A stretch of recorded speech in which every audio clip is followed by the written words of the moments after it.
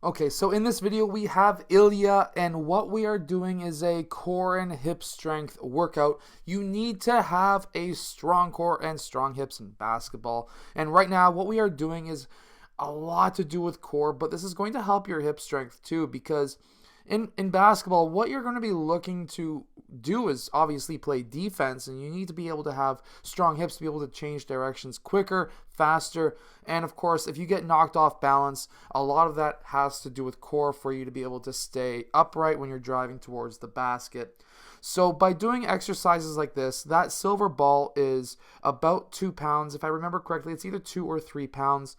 And this is fantastic also for your shoulders, your lower back. This is one of those exercises, and here I'm trying to correct them. You want to be in line. You don't want to be slumped over one side or the other. You want to be perfectly in line. Here, what we're working on again is your hip strength massively, and the idea with this is that is a 8-pound medicine ball. It's got handles so you can actually fit a shoe into it.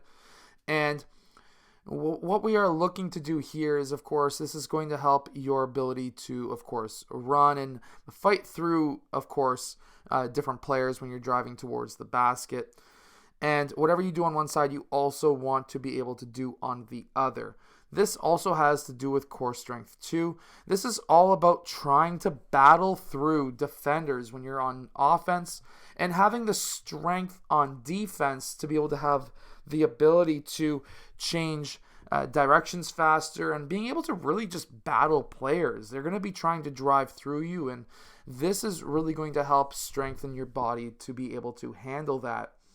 Now, this is going to be more on the side for your hips, and this is going to be more for your ability to slide on defense, your ability to change directions when sliding, your ability to just slide faster, and just generally more strength in your hips is going to be great for defense. If you're looking to be a stronger defensive player, this is definitely a type of workout that you would be looking to do yourself. Again, whatever you do on one side, you're going to want to do on the other. And eventually what you can do with exercises like this is to be able to put maybe ankle weights on your ankles, 1 pound, 2 pounds, 3 pounds, and that's really going to help your hips. And again, just being able to be a stronger defensive player overall is very beneficial. Now, in basketball, Russian twists in general are great for anybody, but in basketball, you're going to be changing directions. You're going to be trying to keep your shoulders square with your defender when you're running alongside them, and you're going to need a lot of core strength to be able to change directions while you're doing things like that. You don't always want to be sliding in a defensive stance. You want to be able to slide in a defensive stance, take 1 or 2 running steps with your shoulders square with your defender, and getting back into your defensive stance and being able to do the Russian twist. And then, on top of it all, a Russian twist with the weight on your feet. Now, this is extremely hard. Ilya is a 13-year-old basketball player, so this is going to be really difficult for him. But we were able to get him to balance that 8-pound weight on his feet and then do the Russian twist with a 2-pound medicine ball. This is absolutely amazing for your hips, your core, and it's really tiring. So if you're looking to burn calories, definitely this is going to help you huge. But overall, being able to do these types of workouts is big. Now, going into this, what we are doing is throwing that medicine ball up to me. I catch it. Now, the idea here is for the explosive strength for your core, but also holding it and going back down slowly. The idea there is basically being able to, by going back down into that sit up, right?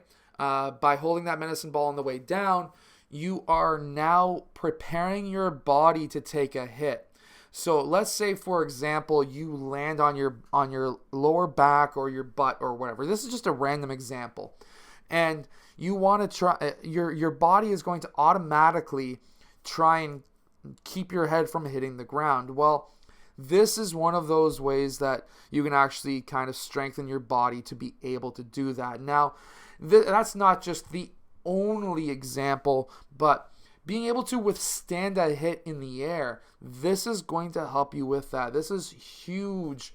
The opposite, essentially the opposite direction as what you normally work out in with a sit-up. The idea here is just for body preservation, your ability to withstand hits, your ability to not get injured as much.